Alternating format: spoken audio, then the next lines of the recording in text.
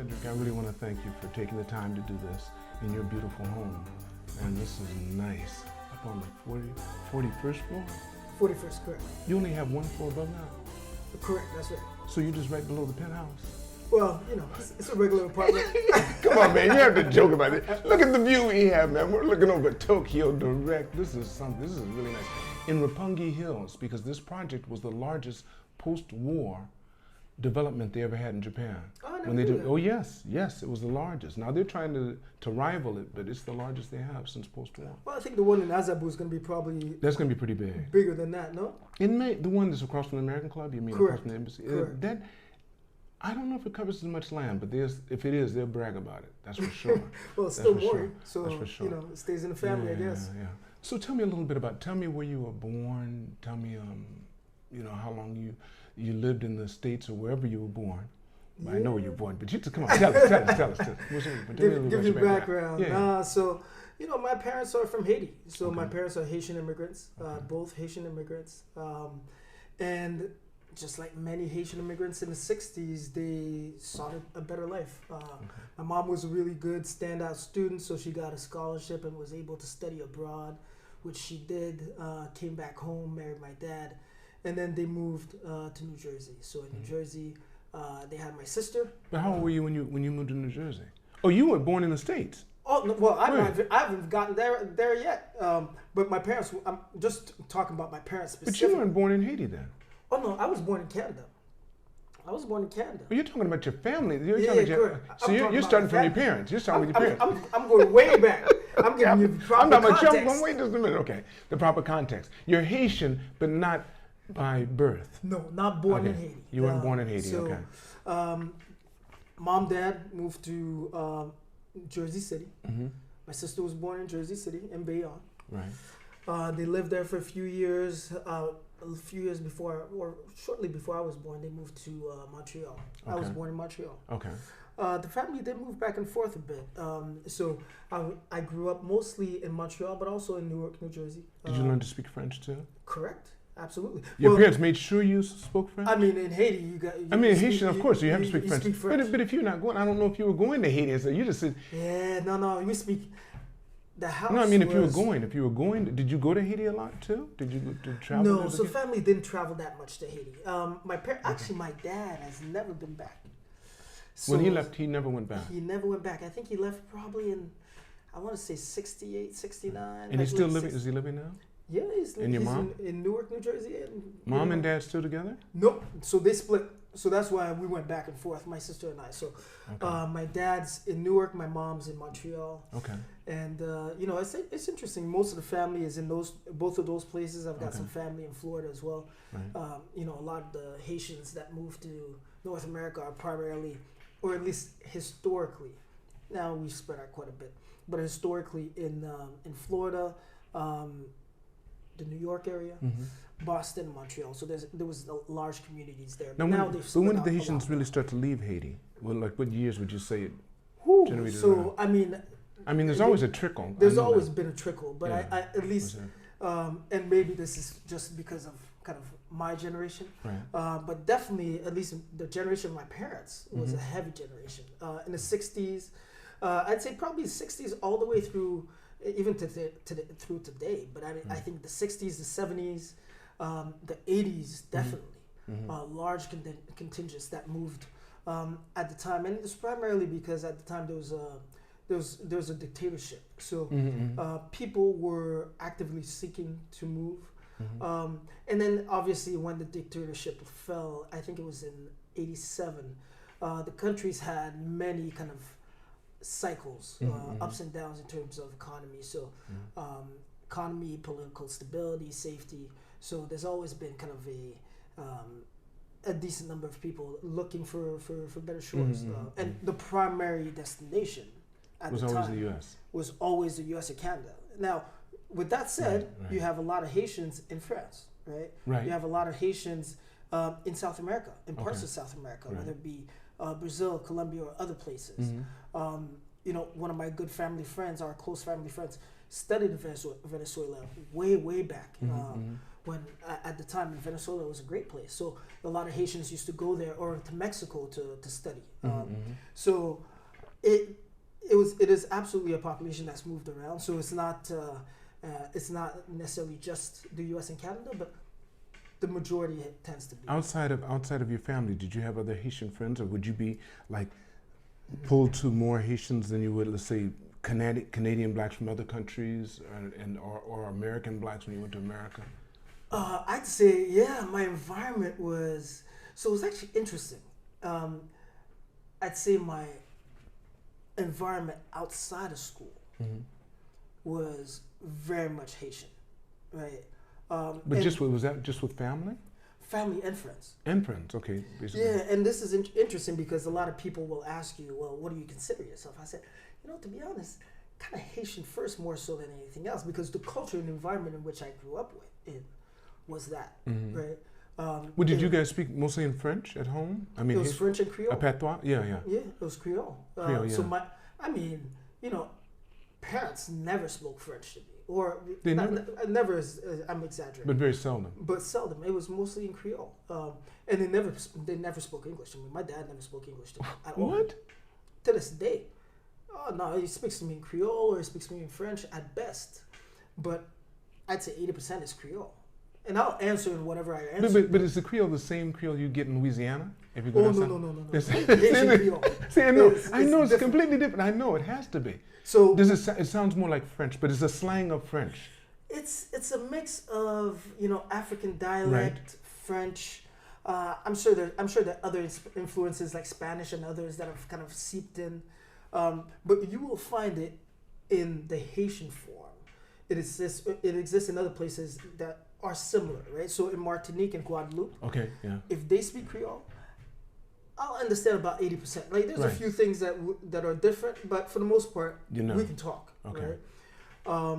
So it's actually not too different than somebody from Texas talking to somebody from Scotland, right? There's gonna be certain things where you're gonna be like, I'm not There's sure. a few things they can. Well, Scotland, you picked a hard one. That's hard English to understand. Yeah. The accent's gonna be different. There's a few terms that are gonna be different. That's what you're saying, right? Like, but for the most part, I know what you're saying. Right. So yeah, it's pretty much the same. So that Creole is spoken in those areas. Okay. The Louisiana Creole is something else. Something completely different. Yeah, that's different. But that's based from France. It is. Because they own Louisiana. Yeah. For a while, yeah. It's interesting. I'm no language expert, but I guess it has to do a little bit of something with the evolution of the language and who was brought into that area. I don't know. That's a great question to ask. But no, it is different. Okay. But I do know for sure at home, that was it. That was it, Creole. We spoke mostly Creole and with still French, do. and that's and it. still do. Oh yeah. And still do. Oh, yeah. Okay, so you grew up in Canada, basically, most of the time. Yeah, I'd say about a 60-40 split. Okay, so where'd you do your elementary school and then junior high, high school? How did that come about? Yeah, and that gets to the second part. Okay. So, I went to private school most of my life. What, Catholic? Yeah, Catholic private school. And it was interesting because, and I don't know if this was by design or not, but the schools my mom put me in were very multicultural, very diverse schools, especially at the time. So Now, where are you living now when she did this? Now I'm talking about Canada. Okay, in Canada. Okay. At this point, I'm talking about Canada, and that really shaped me for the rest, because when I got into that environment, there was, in a way, no majority. Everybody was a minority. So you had, some Lebanese kids, you had some Chinese kids, you had some Vietnamese kids, you had some Kenyans, you had whatever it was, right? And it was just a hodgepodge. Okay. So in a way, at least for me, it really opened up my thinking around, there's a lot of different people out there. Okay. There's a lot of different ways to operate and move. So I always had this curiosity, and I think this is the reason why ultimately over time I traveled so much, is I always had this curiosity around people and cultures. Because you're sitting in class and this one kid's talking about, he just came from Lebanon and he's talking about Lebanon, and the next kid's talking to you about Argentina, Mm-hmm. and the next kid's talking to you about, Jamaica, Mm-hmm. which you can relate to a little more because you're like, all right, Right. I can, but the other two you can't. And you're like, hold on, that exists. And this is Like, elementary. Elementary school Okay. from day one. And if it was actually quite interesting because if you look at some of my friends from an early age, for those that are a little older, but if you remember the Benetton ads, right? Benetton, right. All the different colors. Yeah, they always had somebody very black in there. They'd have a ginger. They'd have somebody. They'd always try to do that, right? It was the Have colors an Indian of Benetton. person, right? And that shaped quite a bit of my thinking over time. Okay. Around, at the end of the day, the world is there for you, right? Mm-hmm. Go out and get it. So. Oh wow. Okay, so It's then interesting. from there, so elementary was you had that first set of just multicultural, and you realized that hey, just because he's from here, he's not smarter, or this guy isn't. Because if you're seeing only one thing, then you start thinking a certain way. And that progressed, and frankly, that carried through high school, university, grad school, professional life. Because if I'm being honest, I think the one thing that I remember from that day is you can talk and you can work with anyone, right? You can manage in any environment. And How old were you when you started really thinking like that? When that just hit you, you had that epiphany. You said, so "What age were you thinking like this?" So I don't know if I can say. There's two parts to it. I think there's one that you just kind of do it because you don't know any better. Right. Okay. Right? Yeah. You don't know. What is the difference? This is what you see, and to be honest, this was the interesting part. At school, it was very diverse, and at home, it was Haitian. Okay. So in a way, and not just 100% Haitian. I mean, we had other right. friends, but like majority. So in a way, I only knew those two worlds. Mm-hmm. So for me, it was very much like, all right, this kind of what life looks like. Until I got much older and I went into university or grad school or whatnot. And, then I started to realize, actually, this is not exactly everything. Because even when I was, during the summertime, I would spend a lot of the summers with my pops in New Jersey. Okay. So your parents had already split by then? Oh, yeah. My parents How old were you when they split? How old were you when they split? I was about 2 years old. So you never knew them together? Oh, no. Oh, I thought I never remembered that. My sister was much older. But your dad still was a big part of your life, and he still is. He is. So I used to spend most of the summers with dad, right? But during the school year, it was all mom. Mom was in charge. And mom was always in charge, period. Right. And she was in You charge. knew she had the final word. She was in charge of the summer as well. She was just a little further. Yeah, she was doing that remotely. Yeah, and back then they didn't have FaceTime, so she didn't see what you did. Right, but she heard what you did. Right, she heard what you did. She knew when you came back. She had eyes. That's right. So we'd go there and we spend time with pops and a lot of my uncles and whatnot. But again, right, it was very much a Haitian environment, and it was very much a closed environment as well. Not closed purposely. I know what you mean, but basically, right, and not in the but it negative was a sense. family environment, Okay. right? Which was fantastic. Cause, Oh, you're the only boy from your mother. oh no, we got kids. But I thought you said there's three, you and your sister. Yeah. That's in terms of kids. There's only two. I thought you were talking about cousins. No, I'm talking about all the others. Yeah, I got a large family. Okay. That's a big crew.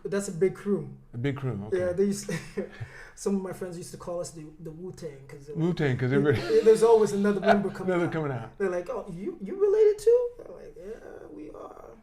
So, wow. So whose side was that coming from the most? Your father's side or your mother's side? Or would you say it was equally both? Both. So my dad has 7 brothers and sisters. Okay. And probably on average they all have at least 3 kids on average. But then he has a number of half brothers and sisters. Okay. I won't even get into that number. Right, okay. That's and your mother? My mom has 6 brothers and sisters. Okay. But then she has 4 brothers and sisters. She was effectively adopted as well, right? Okay. So she has another 4 as well. So that gives her about 10. My dad has way more than 10. Okay. So it was always the running joke, right? So we'd go to a wedding, a family event, or whatnot, and you'd meet somebody, and they're like, "Oh, this is your auntie," and you're like, "All right, well, auntie." Yeah. They're like, "No, this your auntie." Yeah. I'm like, "Oh, okay." Didn't know. Yeah. Like, this is your cousin. Never knew, right? Like, all right, well, cool. and that's just. So when you guys get together now, where do you go? Where do you usually get together? Do you do it in Canada, or do you do it in New Jersey, or? So unfortunately, we don't have big family gatherings. Okay. We talked about doing that one time, but it just never happened. I hope we make it happen one day. But usually, it was always some big event. And you know how life goes. Usually, it's either a wedding, or a funeral. Then you have some christenings that generate smaller numbers, but some decent numbers, or the funerals, unfortunately. So I think we've done, at least my generation of cousins, we've done most of the weddings. So now, unfortunately, the times we see each other are really, when our parents and aunts and uncles and that generation are passing, and that's when we see. But your parents are doing good? Well, this is not They're wood. Not wood, but still knocking on something because it's making a lot of noise. Exactly. But yeah, so far so good. Mom is doing fantastic. She's, she's got more energy. So let's fast forward from high school, from junior high school into your MBA. But we don't have to get to that right now because I know you have an MBA. But did you go past that? Past your MBA? No, stop there. Okay, you stopped there. All right. So when you got in college, what were your ambitions? What did you want to do when you got into college? So again, this goes back to the Haitian roots, and anybody who's Haitian will understand this. Your parents move to a new country because they want you to have the best opportunities. And, at times when you grow up, you're like, they're riding me hard. But when you look back, as you age, you're a little more mature, you kind of understand you understand method behind the madness. But with that comes a set of expectations. And if you're going to school, your parents are going to expect you to be a doctor, a lawyer, an engineer, and maybe an accountant. Okay. Right? Those are pretty much before you might swap the accountant for something else. But it better be with money. Get a job. Right. And a paying job. Get a paying job. Yeah. Go work for the government. Get yourself a pension. There you go. Yeah. Be set. You can retire. Right. That was the path. Yeah. So I finished high school, and I remember having that discussion with my parents, and I was like, hey, I don't know what I want to do, and they're like, my mom was more open, and she said, listen, you got to think about what you're going to enjoy and what you're really going to want to invest your time in. My dad was like, son, 1, 2, or 3, pick one, right? Lawyer, doctor, engineer. My dad was straight. So I went into engineering school. I was good with numbers. I liked science. I had a few friends that were going there. Probably all the wrong reasons to pick that career. But at the time, I was 17, I was 18 or so. I had to make a decision, and there was no going back home and saying, Mom, Dad, I'm taking a gap year. They're like, gap what? Yeah, I've never heard that. You say you want to be slapped? Hold on, help me understand what that is, right? Like, there's no such thing. Yeah. And then we're like, what? So you gonna move out? You gonna get a job? You gonna pay rent? Because you're not living here. And having a gap year, yeah. No. Gap. What? So. Well, how would they do that? Wait, do me a favor. Just tell me in patois. How would they?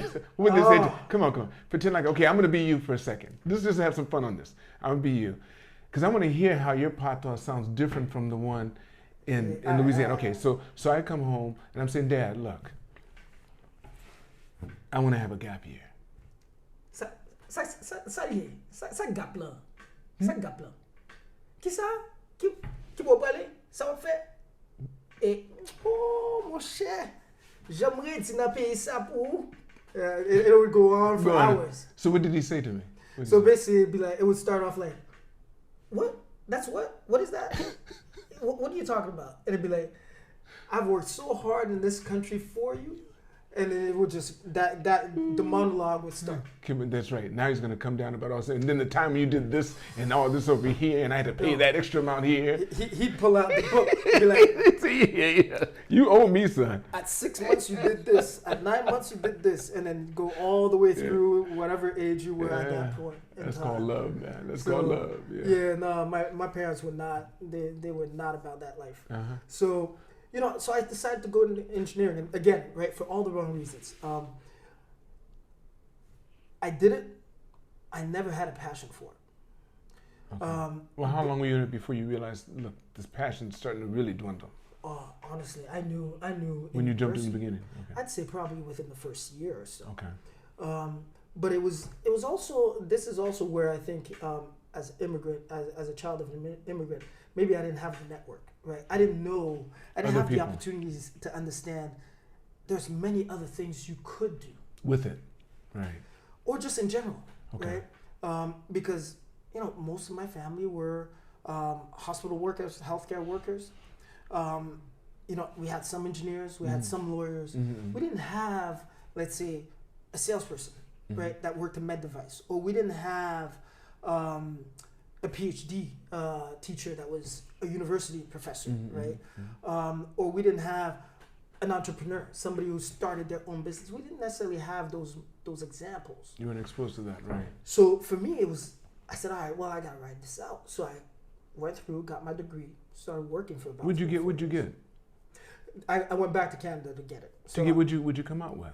So Bachelor's of Science in Electrical Engineering. Okay. So I finished there, and I actually specialized in software development. Okay. And I came out, I was like, all right, let me try this job. Got a job with a startup, which is I'll get to that in a second. But the fact that I picked engineering wasn't necessarily the best decision. It wasn't a bad decision, but it wasn't the decision I probably should have made at the time. But where I did really kind of listen to myself is I came out of school and I had two offers. I could have gone to Ericsson, which is a global telco. Everybody knows Ericsson. They make they used to make cell phones, but now they make all kinds of devices and equipment for telecommunication networks. Or I went to the small startup, and the startup was this. It worked. They were basically tied to the aerospace sector, building all kinds of software for aerospace firms and defense and military and commercial aircraft companies and whatnot. And basically, I said, you know what? My mom was like, "You gotta take this job. It's a big company. You're gonna get a pension." And I said, nah. You know what? Now's the time. So I went for the small firm, and it was the best decision I made. Right? Completely changed. In hindsight, right? You can always connect the dots looking backwards. In hindsight, it changed the trajectory of what I do and my mindset, and the reason I'm sitting in Japan today. Right. So. And now, how did they do it? What were the big things that made you? Because you don't really know what it would have been like being at Ericsson. No. You don't know because you didn't go there. But with this startup, what did they do that you feel really projected you to where you are now? So it was a few things. Number one, it's just accountability. And I see it now that I work for a larger firm. When you're working for a small firm, and you know this, you've been an entrepreneur, you got to do everything. You got to stamp the envelopes. There's no title. You're just everybody. You got to sweep the floors. Right, you're everything. You got to change the toner on the printer, right? And you got to sell, and you got to do the client meetings. Everything is your responsibility, right? So you have to own every aspect of that business. And that was a beautiful thing, right? You knew it in and out. As a new grad, they could, in a big company, they could start you off slow and say, hey, we're going to make you do these small little tasks. And that's fine, right? But as a new grad, I was in the thick of it with... From the beginning. The president of the company. And there wasn't that many people. There was probably about 15 of us. So we all had to do everything, right? And all hands on deck. So within the first month or so, was going on sales calls with the VP of sales. And, I had to step up. I didn't know what to do, but I had to figure it out. Right. And the reason why that's important is it taught me, I shouldn't say it taught me, it made me realize the importance of adaptability. Okay. I think I had it from an early age because of the fact that I was in a diverse environment. You had to adapt to different people. We moved, right? So I was in Canada, I was in the US, I was in a Haitian context. So in a way, I learned how to context switch and change and adapt to the audience. But then in that environment, you had to learn to be adaptable. Whatever you need to do today is what you need to do. Whether you want to do it or whether you know how to do it. You got to figure it out. Right. And you got to deliver. And I think that was the beautiful thing. It made me realize that thing that you have is critical.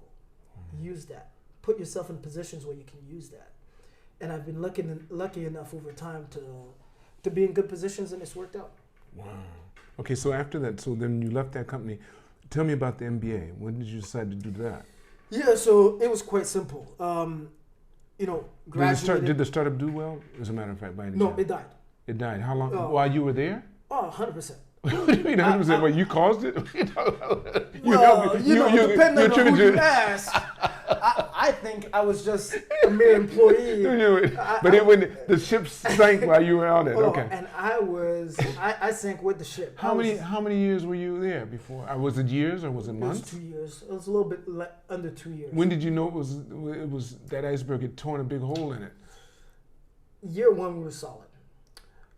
Year two, about 3 months into year two, yeah. It wasn't because of something all of you were doing, or was it just because of the area that you went into? It was a number of things. Okay. At the time, it was. What I'm saying, what I'm alluding to, it wasn't because of embezzlement or anything like that. Oh no, not. That's what I'm saying. Everybody was doing their best. No, everybody was. So it was just the situations at the time. Okay, I got you. It's just. And that's why you got to leave. Okay, got you. Yeah, business failure, failure. Okay. Right. So from that perspective, it went under. It went under almost 2 years after I joined. Okay. And I was one of the last employees. There was 3 of us left at the time. There was the owner, there was the controller, and there was me. And the controller was his fiancée. Right? So the 3 of us went down, and but I'll say this: it was a great experience because from there, the owner moved to another firm. He brought me with him. I got the experience at another firm. It was another startup. That startup also failed. Right? After how many years? So I left before it went under, but it probably failed about 4 years after. So it had 4 years, yeah. So no, sorry, 3.5 to 4 years. Okay. I was there 2 years. Okay. So that went under. I moved to another startup, right? Or it wasn't a startup, it was a small business. But there's a few things that happened. Number one, it made me, it normalized failure in a sense. Right. It didn't make it so dreadful. It didn't put fear in your heart anymore. You realize you can take a breath the next day. You're gonna wake up. You'll still have your arms, your legs. You didn't die. Your teeth still work. You didn't go blind. And I'll tell you, those are 2 lessons, right? Adaptability and failure, because those got reinforced over time. Right. So it normalized failure. I was like, you know what? It's not so bad. It failed. I wasn't homeless. I managed, got another job, moved on. Good. But what it also helped me realize is you really have to take active ownership of your career and what you want to do. Nobody's going to do it for you. And the reason why I say that is I got lucky. The first job, the president brought me to the next job. Okay. Lucky in the sense that, I was able to, lucky may be the wrong word. I delivered, I did good work. He liked working with me. It worked out. So I got into an environment where I was able to succeed, right? Mm-hmm. And that was maybe the luck part. Right. Okay. So that was great. But it also made me realize, man, you don't know how long you're gonna be around this place. So you need to always think about what's my next step. Not just what my next move is, but what's the move after that one. You need a plan B. And always be thinking ahead. Where am I trying to go? How do I keep myself relevant in this game?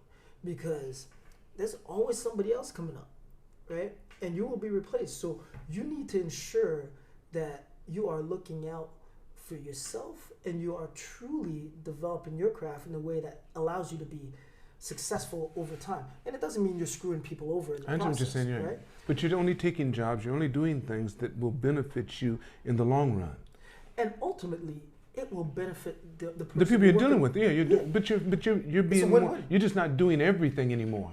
and hoping that something happens. You're not throwing it up in the air and saying maybe something's going to land right. You're saying, no, I'm going to focus on this one because I know it can turn. Yes, I know if it turns so many times, it's got to land this way. You got to be purposeful. I'm going to focus on it, right? Focus on it. Know who you are, what you can bring to the table. Zero in and go after it. Do you think that's why the first couple of companies went under, because people were you were trying too many things and not honing your focus more, or was it because the market was shifting too quick? There's a few things. I think the first company, actually, the market wasn't ready. Okay. You guys were ahead of your time, okay. A little bit ahead, and frankly, it was right after the tech bubble. So investors weren't going to take any more chances. Pulled out. Okay. Right? That's why the first year we were good. Second year, the investors were like, "Yo, we're not giving any money to anybody anymore." Right. So that was tough. The second company, I think it was a mix of things. I think, and they went under when I wasn't there, so it's a little harder for me to tell. Did you leave because you could see the signs? There's a little bit of a mix. It was personally, I wanted to move on to something else, and actually, it was also a good jumping off point, right? Because I wanted to move on to something else, and I could see the writing on the wall, right? You mean with that company that it wasn't going to... The second company. Okay. The second startup. Because I looked at what we were doing, and I was like, they're not going to need me much longer. Gotcha. Oh, you mean that writing on the wall, that you were working yourself out of a job. Yeah, because they don't need me much longer. And for those of you, for folks that are engineers, at least software engineers like the area that I worked, you start as a junior engineer, then you move to a mid-level engineer, a senior engineer, then you might be the lead engineer. Mm-hmm. But at the end of the day, all of us were coding, right? We're all writing software next to each other. Right. It's just that one guy's doing the architecture, but he's still writing. Right. And I thought to myself, I said, he's 15 years in. He's still doing the same thing. It's like, I can't be I don't want to be at the back of the bus for this law.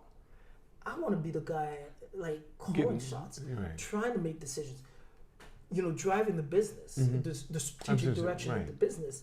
And in those companies, and I'm not saying that's true for every company that has a huge engineering core, but at least in the companies I worked with, that wasn't necessarily the case. That wasn't true. So that's what started to get me thinking about, so how do I shift my profile? How do I shift that whole thing so that I can be making the decisions?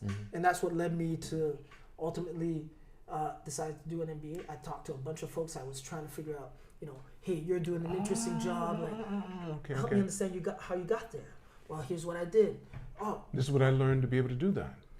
And again, it was also part of not being worried about failure. I was like, I'm not worried about quitting engineering.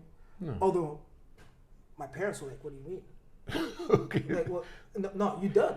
Right. You got the degree, you're done. Right. I was like, no, I'm gonna go make this. No, you lazy bum. Yeah. What is that job you're talking about? What is this? MB what? This opportunity you want to go? They're like, huh? So, I can see them. That's why I laugh, because I can just see your parents right now. Yeah. Honestly, I honestly really believe that if you ask him today, so what is it that you do? And they still don't know. They're like, he's in Japan. They can't explain it. They can't explain it. And he's not asking us for anything, so we're good. He's doing all right. He's good. Right, yeah. He's in Japan. He's in Japan. There you go. Now you told me that, let's go on to other things. You've been in several different countries as a result of what you do.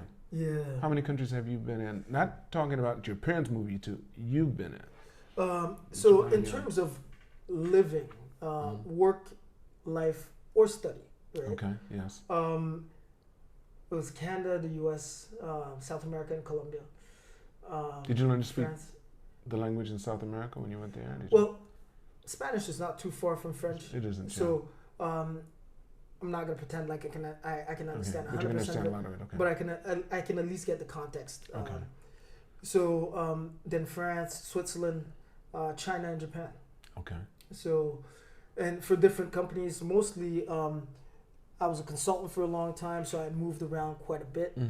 And that was also very again, right, just fantastic experience. I think I worked with great people that took the time to kind of also work with me, coach me.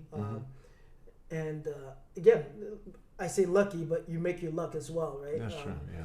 But I was fortunate to meet the right people, and that gave me opportunities, because at the time I was young. I was like, hey, if you need me to go somewhere, just tell me right now. Tell me Thursday night at 10 p.m., Friday morning at 6. I'm ready to roll. I'm ready to go. So, the senior partner was like, want to go to China for a year and a half? I was like, bet. Is that how long you were there?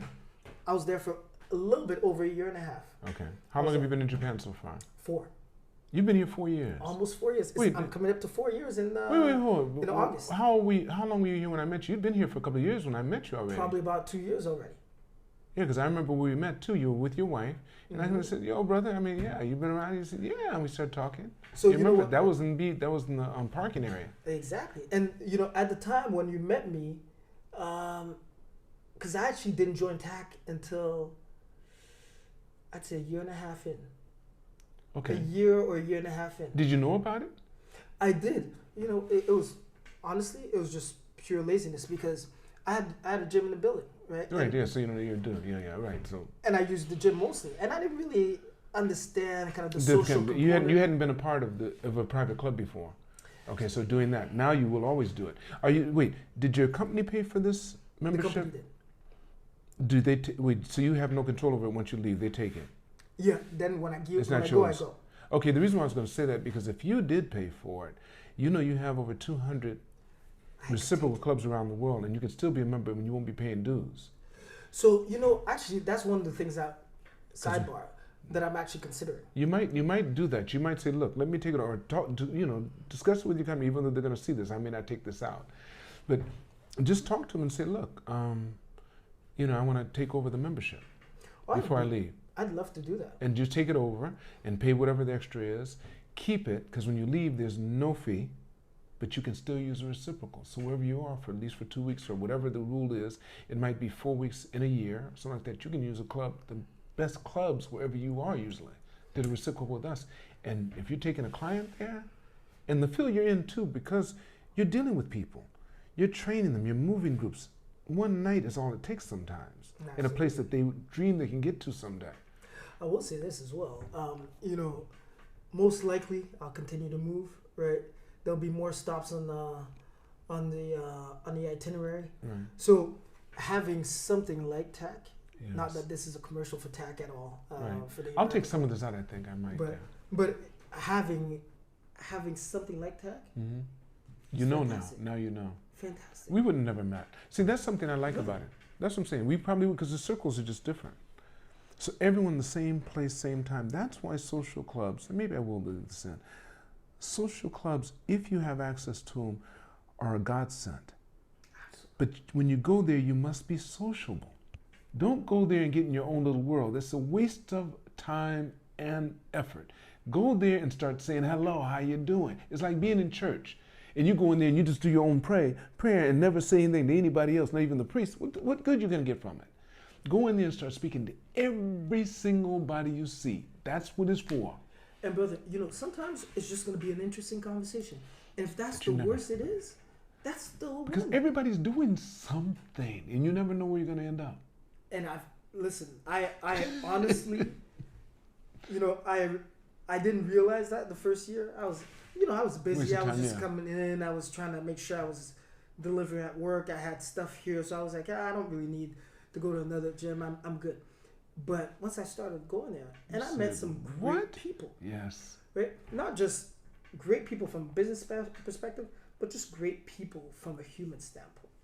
And can't say enough about it. Everything. It changes everything. Yeah, absolutely. Yeah. Changes the experience. That's neat. So the company, what's the name of the company you're working for now? Can you say their name? Yeah, absolutely. So I work for Organon now. Organon, which does what? Organon is a pharmaceutical company. Right.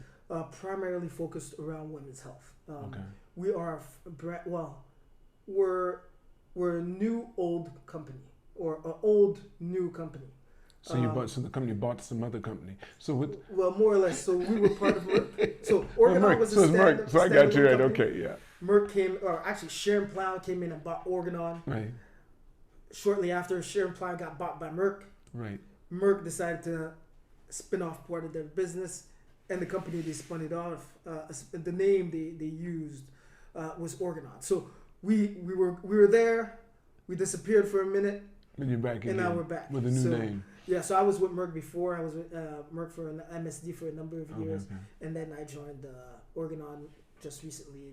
Now, in layman terms, I know a little bit about what you do, but what do you do? I have a company, and I want Cedric to work with me and to help me. How are you going to help my company? What do you do? You're an engineer, but you're also a people person, and you help them manage themselves for the future. Yeah, what do you do? How are you going to help my company? You know, I'd say, so first of all, I do nothing related to engineering now. Nothing. Okay. Not even, I don't look at, I could not even tell you what the engineers in the company do. Okay. Right? So let's be clear. I've done a full 180 and I've moved on purpose. Or just it just started to morph into that. It morphed, but it was also very much planned. But you know, I think I've really gone way far away from engineering. But no, so what I'll tell you is, you know, I'm really a strategist. So at heart, I'm a transformation strategist, and frankly, more of a commercial person than anything else. So sales and marketing person. Okay. My background, like I said, starting engineering, I got the MBA. I went to work for Procter & Gamble for 2 years. I was, you know, entry-level brand manager, going through the ropes that everybody at P&G goes through. And that was, frankly, probably a better MBA than the MBA. Went to consulting, in strategy consulting for a number of years, about 8 years. And that's where I just started to travel the world a little bit.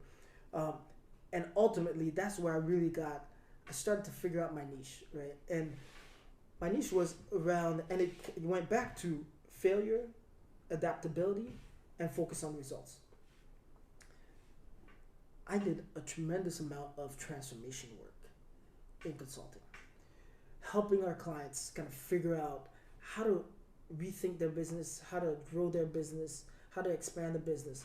But not just, you know, you can easily do that on a piece of paper and say, hey guys, here's this great idea, you got to go and do it. And, you know, it happens a lot in consulting where you go and you deliver that. Right. And then the other person's like, yeah, that sounds but great, they don't know how to implement it. Yeah. How do you implement it? So this is why I was in China for a year and a half. This is why I was in South America for a year. You stay with the client. So you're giving classes. Oh no, I'm working with the clients on a day-to-day basis. If I'm saying, hey guys, we're gonna change, and I'll use a simple example. We're gonna change your whole organizational structure, right? You guys have the way your structure is like this, so we're gonna change it completely.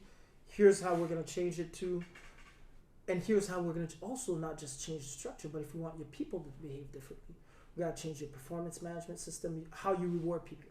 How do you pay people? How do you recognize people? How do you hire people? You got to change all that, because if you just change boxes on a piece of paper, people are going to do whatever they were doing before.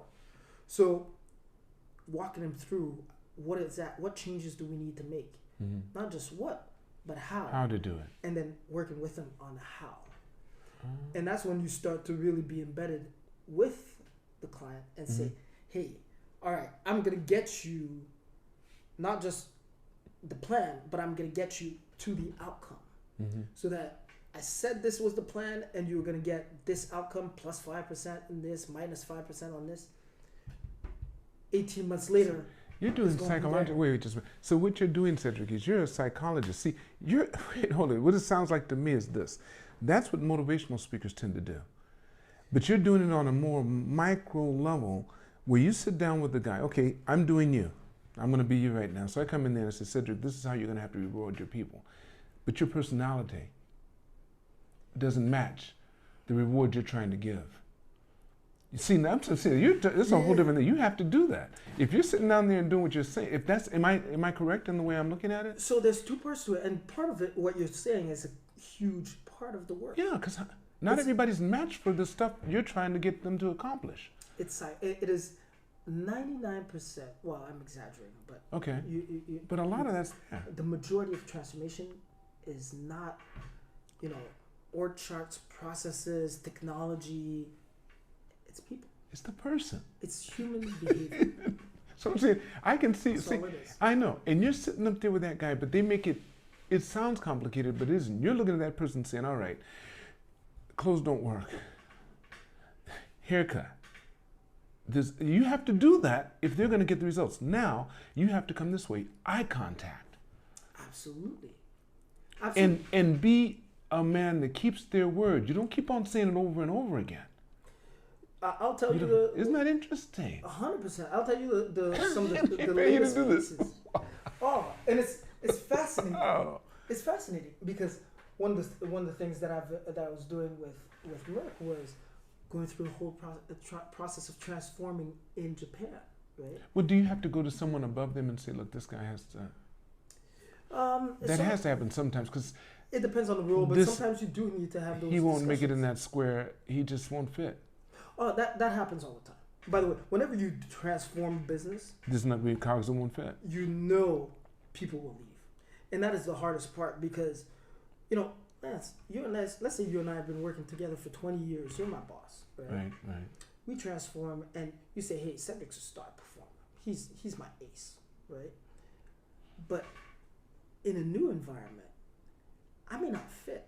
Right, you can't do what you would do. Yes, it's a whole different thing you're required to do. It's a different way of working. It's a different way of doing thinking. Things. Exactly. Right. You may be trying to drive different behaviors than I'm comfortable with. And I don't fit. So you need to be able to say, this is not the right environment for Cedric. And by the way, it doesn't mean Cedric is no longer as good as he was. It just means he doesn't fit that environment. Right. And there's another place somewhere that else he may where fit. He will fit. Yeah, but it's not here. But it's just not here. And it's the same for the other way around, right? Yes. As an individual, That's you true. have to be like, hey, does this company fit me? Well, see, the thing is, Cedric, is people say that people only like change when they're the ones making it. Yeah. If they're not the ones making the change, it's a hard pill to swallow. But if they're making the change, it's okay. So if you're the guy that's the change maker, you're always happy. Because you can say, look, this is the direction, because I decide the direction that you guys need to go in to get these results. That's it. You do that, wow. Absolutely. So it's been... China had to be interesting for you then, because I bet you that was like, what? Actually, yeah, they all were. They all were. I can imagine. That had to be really hard. Because I did business in China with my medical equipment. My last business was in China. And let me tell you what. For me, it was beautiful. You know why? Tell me. My last name. Oh. And they never knew I wasn't Chinese until they met me. And once they met me, they would light up and be so happy they were dealing with another Chinese person. So whatever I said went.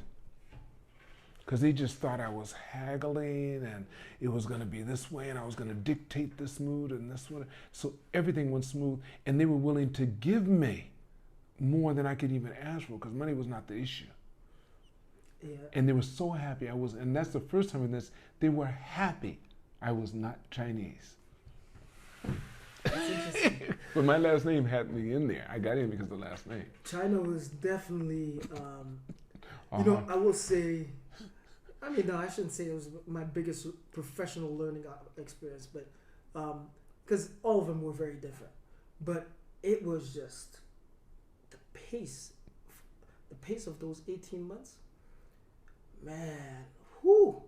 I came out with no gray hairs. I came in with no gray hairs, but and came out gray hairs, yeah, because just from trying to think it over. Because they come at you quick and hard, and they've got it. It was a lot of work. It was. So it's very different, right? So again, just having the benefit of having worked in different environments. By the way, they're all the same, right? Oh yeah, and at the end of the day, it doesn't matter. Colombia, it's just how they approach it, right?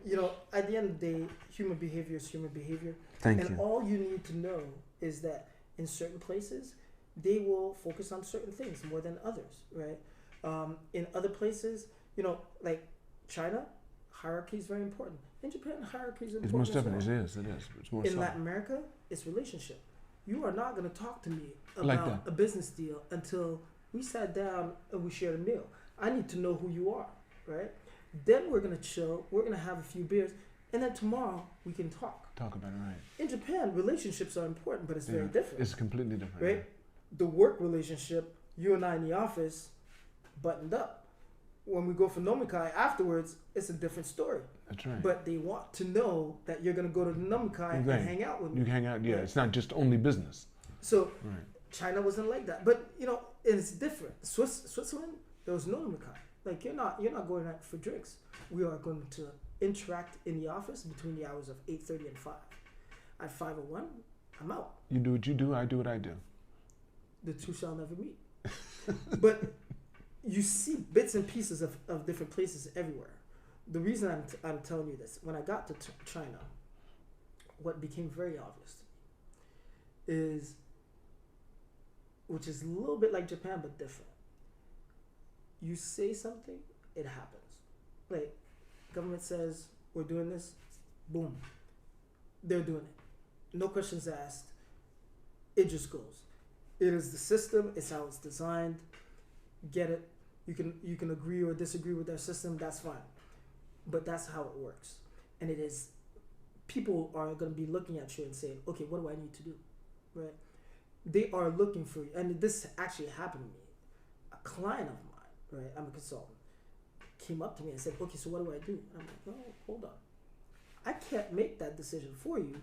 I can tell you the different options and what you might want to consider. But you're the person accountable, right? You can't come to me and just say, hey, what do I do? Because ultimately, I'm not the one who's getting fired. Right. So that was very interesting.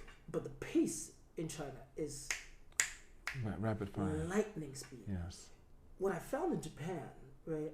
When I got here, everybody was telling me, hey, listen, Japan's move slow. It takes time for change to happen, and I think that's true, right? The Japanese are very methodical about their change.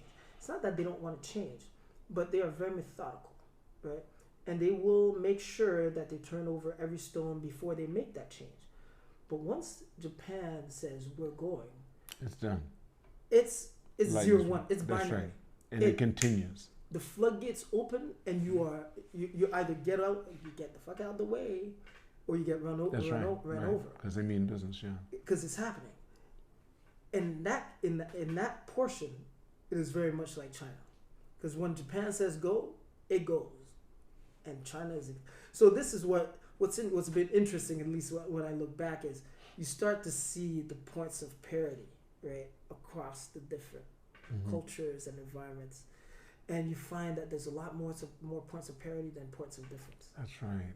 That's if you come in with an open mind at the beginning and you don't have your preset thoughts. You want to find out really what's it like, and then you find out it is not an ethical issue. It has nothing to do with ethnicity or anything. It's a human issue. Exactly. Just how are they going to implement it? Exactly.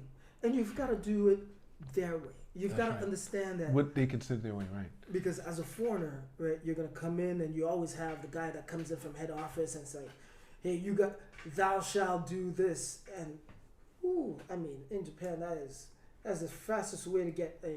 That's right. I have to hi. And that hi means a lot. Yeah. But it doesn't mean yes. It just means I hear you. I hear you. Yeah, that's all it's saying. I hear you. I hear you. And then, that's they all go it back means. and they're like, it's not going to happen. We're not doing this. No, we're not doing that. We don't know this guy from Adam. No. Exactly. He's talking, and he wants us to put it on the 4th floor or the 9th. She are cute? No, he doesn't understand. He's from America. Does he do it on the 13th floor? Now we're not going to do it. Exactly. But until he understands, not going to do it. And you will get that quiet resistance. That's right. And they'll be so pleasant. Smile. With the smile. Hi, wakarimashita.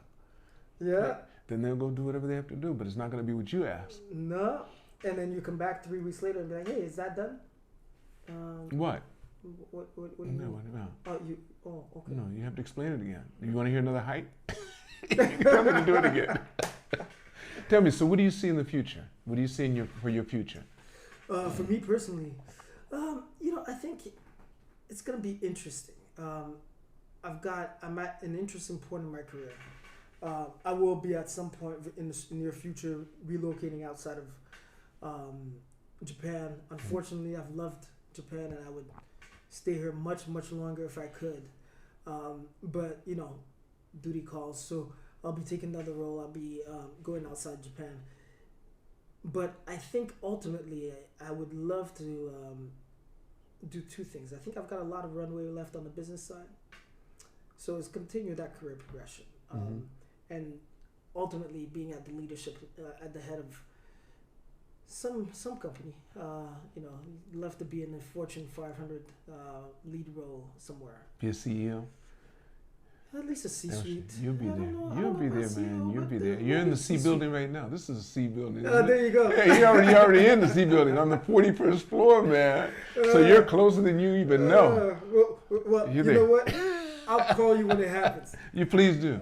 You got to stay in contact. You got to stay because the world's getting smaller and smaller and smaller.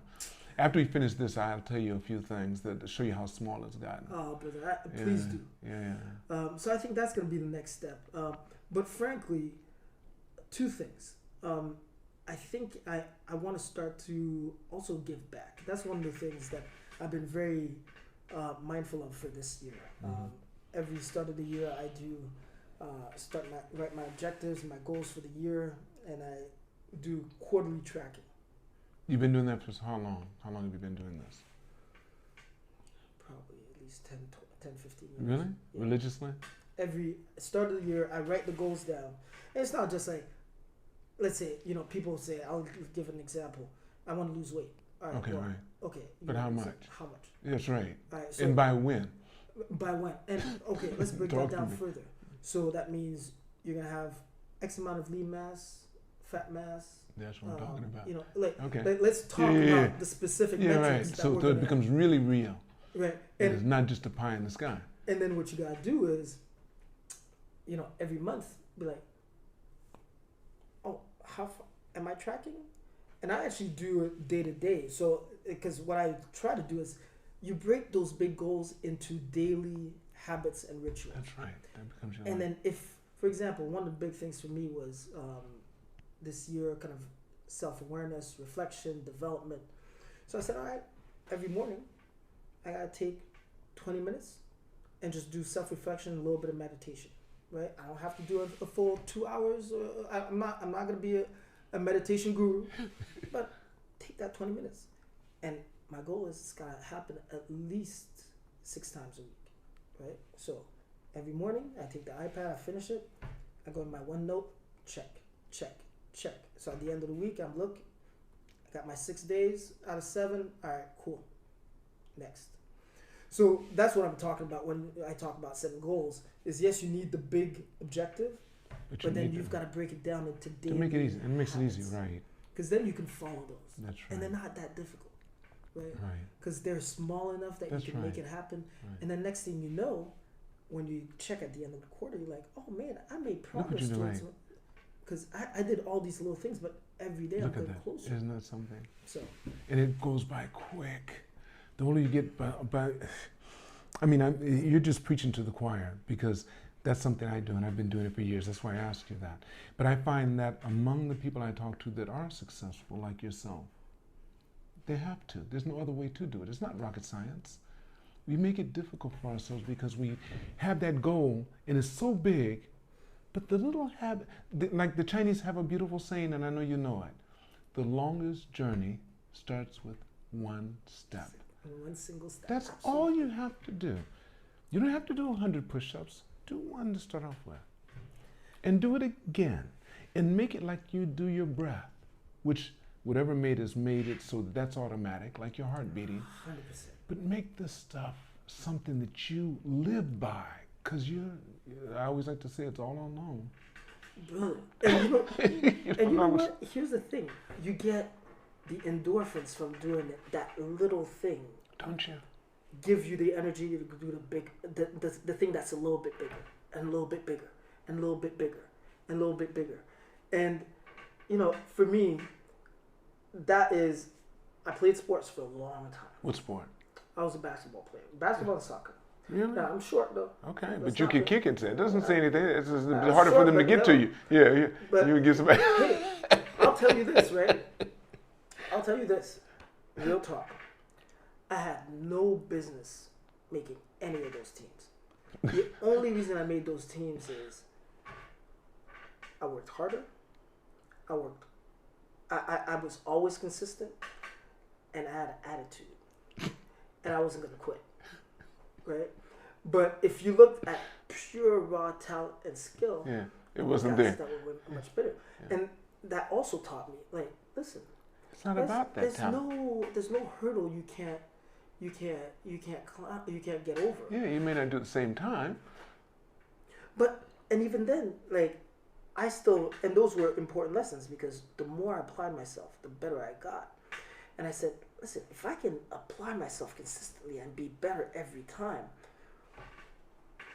there's no cap, right? I just gotta be willing to do that all the time, and I'll be solid. You'll be good. And again, I think that attitude and that resiliency and that consistency in a business context has helped me a lot because, you know, I'm not worried about failing. You know, I've gotten kicked out of, when I was a consultant, kicked out of CEOs' offices. And I was like, yeah, you know, hey, it's okay. It's not a big deal. He didn't like what I had to say. That's right. It's okay. Next time he might. That's right. This time he didn't. Yeah. It's not the end. But of it the world. taught you about you. It taught you about you, and it gives you humility and stuff. That's one reason why I think I love working with children. I don't think I know why I do, because they don't know they could care less how many stars you got on your shoulder, or how big your crown is, or all the things you've done, or that you can leap tall buildings with a single bound and bullets bounce off your head. They want to know what you've done with them. I always tell people that children spell love Time. Are you giving me any of that? You give me some of that, and you must love me then. Yes. But if you're not giving me time, you can talk and do all those things. It means nothing. So I love working with them even today.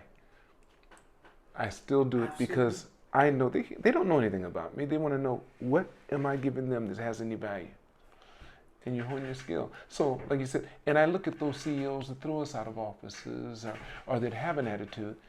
As a child, I see the kid in them. I see that kid in them. I see this kid. He thinks he really thinks he's throwing me out of the office. No, I decided to leave because I could do things that could make him feel, but I'm not. I look at the kid in him because it hasn't changed. He, for whatever reason, got to be that, because he would never do that if he'd learned humility. And he would know that's not something you do to a person. I love when you talk about humility because that's right. People forget, right? And this has been, I'll be the first to admit, I learned that lesson the hard way. You come up, sometimes you come up quick, start feeling yourself, like, I got this, man. I'm the man. Killing it. And you start to realize, you put your ego above the people. And that will always come back to bite you. Always. Most definitely. And I learned that lesson, and I said, you know what? I'm not going to worry about me. I'm going to worry about them. You have to. If I worry about them and they're doing well, I'll be good. And the most important thing you can do is walk into a room, and if somebody walks into the room, and it's you and your whole team or whoever you're with, and they don't know who's in charge.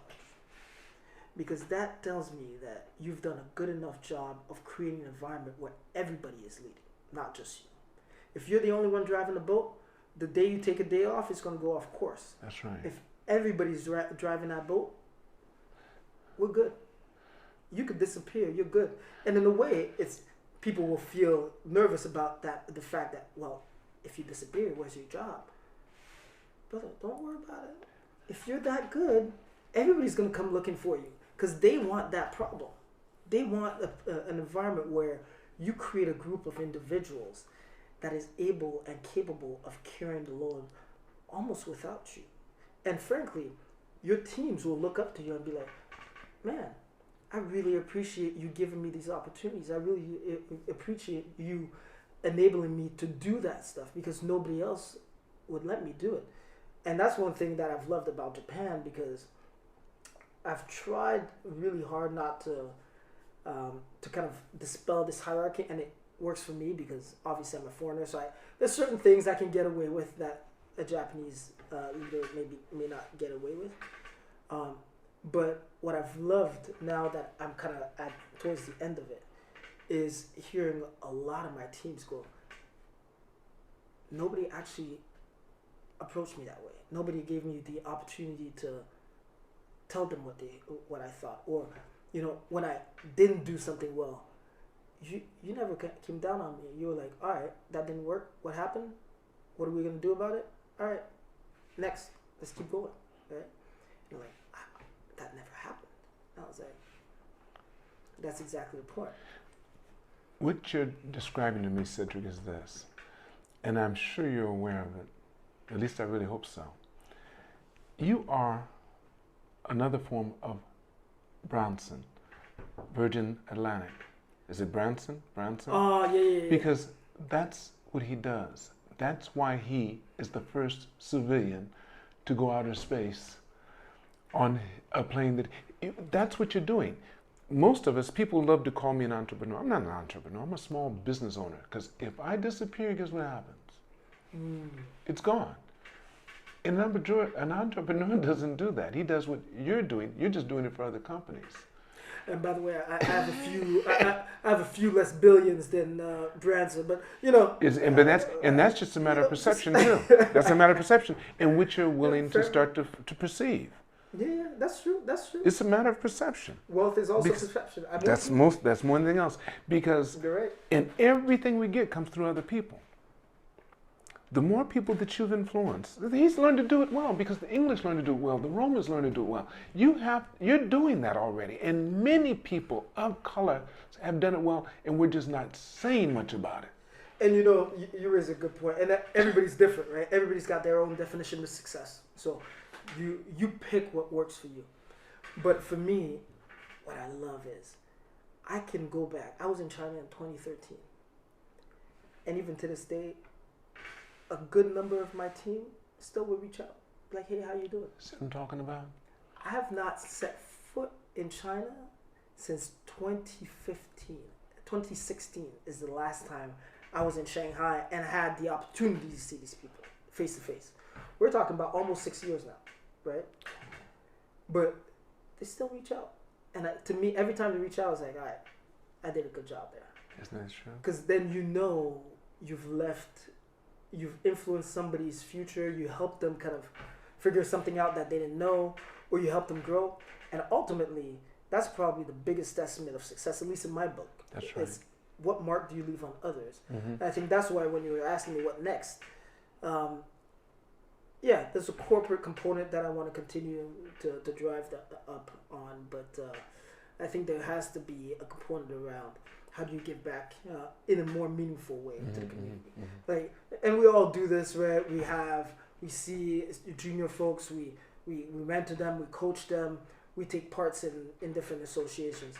But I think that's going to be the next big problem for me. The big problem statement is how do I make a significant impact somewhere else? You will. So there's no doubt about it. We're going to talk a little bit more after this too, but I want to thank you for the time you've given me today, man. This has been fantastic. And when you pass through Tokyo again, man, make sure you come. Make sure we get together. I might be back. You will be back. I might be back. Once you find paradise, why would you not want to come back to it? I'm telling you, man, this is it. Hey, listen, I will say this for whoever is listening. I came to Tokyo for the first time in 2008. Still remember. I was leaving, short story, I was leaving Procter & Gamble. I was going to Accenture to be in their strategy practice. I had 4 weeks off. Called my cousin. Maybe a week before, I said, yo, I got to do something with those 4 weeks. I got to go somewhere. He said, yeah, I got mad vacation too. Let's roll. So one of my boys at the time was doing some contract work in Yokohama for Ericsson. He said, yo, why don't you just come out here? I said, do I need a visa? He said, no.